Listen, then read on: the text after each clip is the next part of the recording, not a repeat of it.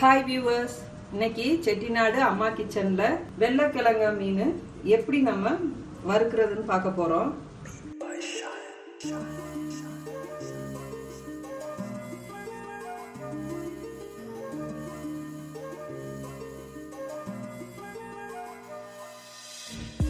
So நான் இன்னைக்கு வந்து 1/2 கிலோ வெள்ளக்கிழங்கா எடுத்து வச்சிருக்கேன்.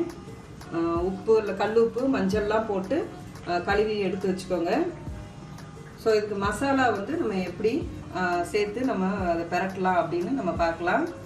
அதுக்கு தேவையான மசாலா தூள் வந்து 2 டேபிள் ஸ்பூன் மிளகாத்தூள், 1 டீஸ்பூன் மஞ்சத்தூள், லெமன் வந்து நீங்கள் வந்து அது கூட நீங்கள் ஒரு ஃபியூ ட்ராப்ஸ் ஆட் பண்ணுங்கள். அப்புறம் நீங்கள் பார்த்துக்கோங்க, ரொம்ப புளிப்பேறிடாமல் ஒரு ஃபியூ ட்ராப்ஸ் மட்டும் அது கூட ஆட் பண்ணிக்கோங்க லெமனை.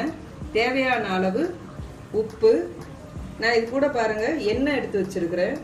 ஸோ இந்த எண்ணெய் எதுக்காக அப்படின்னாக்க, நம்ம மசாலா வந்து மீனோட பெரட்டுறப்ப அந்த மசாலா வந்து மீனை விட்டு வெளியில் வந்து வராது நம்ம வறுக்கிறப்ப. ஸோ அதனால் கொஞ்சோண்டு நம்ம என்ன பண்ணணும், அது கூட ஒரு 2 ஸ்பூன் வந்து ஆயில் வந்து சேர்த்து அந்த மசாலா நம்ம பெசரி வச்சோம்னா பொரிக்கிறப்ப வந்து நம்ம மசாலா வந்து வெளியில் வராது. ஸோ இன்றைக்கி வாங்க நம்ம இதுதான் இன்றைக்கி பார்க்க போகிறோம். இந்த மசாலாலாம் நம்ம பெரட்டிட்டு ஒரு 1/2 அன் ஹவர் வந்து நீங்கள் வச்சிடணும்.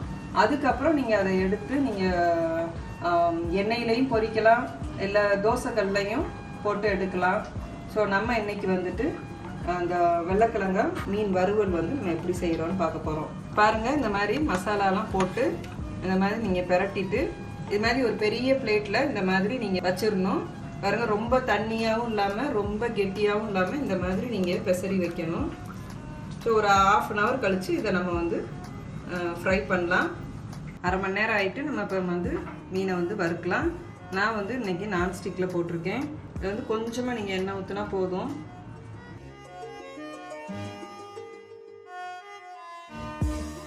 எண்ணெய் காஞ்சிருச்சு. நம்ம இந்த மாதிரி இப்படி வச்சுருங்க. அடுப்பை வந்து மீடியமாக வச்சுக்கோங்க. அடுப்பை நீங்கள் மீடியமாக வச்சுட்டு இந்த மாதிரி மூடி போட்டிங்கன்னா உங்களுக்கு வந்து தெரிக்காது. நீங்கள் இடையில நம்ம அந்த மூடியை எடுத்துட்டு அதை வந்து பரட்டி விட்டுக்கணும்.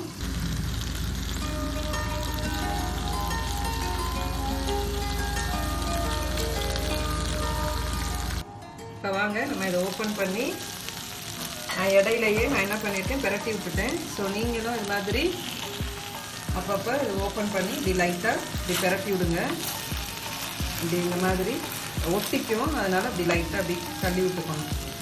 ஸோ ரொம்ப நேரம் மூடி போட வேணாம், ஏன்னா அதில் உள்ள தண்ணி வந்து இதாகிடும். ஸோ நீங்கள் லைட்டாக ரொம்ப தெரிக்காமல் நம்ம செய்கிறதுக்காக தான் இப்படி கொஞ்சம் கொஞ்சம் மூடி போட்டு இப்படி எடுத்துக்கோங்க. அடுப்பு மீடியமாக இருக்கிறப்ப நமக்கு ரொம்ப வந்து தெரிக்காது. மீனும் பாருங்கள் உடையாமல் வரும். ஸோ பாருங்கள் இப்போ எப்படி வந்திருக்குன்னு. இன்னும் கொஞ்சம் நேரம் வேகட்டும். வாங்க பார்க்கலாம். இப்போ பாருங்கள் 2 சைடும் நல்லா பதமாக வெந்துருச்சு.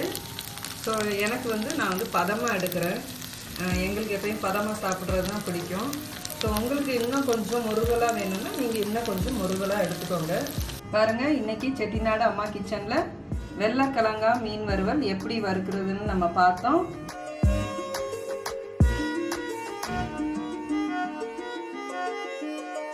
இப்போ சூப்பராக ரெடி ஆயிடுச்சு. இதே மாதிரி நீங்களும் உங்கள் வீட்டில் செஞ்சு பாருங்கள். ரொம்ப ஈஸியான ஸ்டெப்பில் நம்ம செஞ்சுருக்கோம். ரொம்ப டேஸ்ட்டாக வரும். நீங்கள் கலர் பொடியெலாம் எதுவுமே சேர்க்க வேணாம்.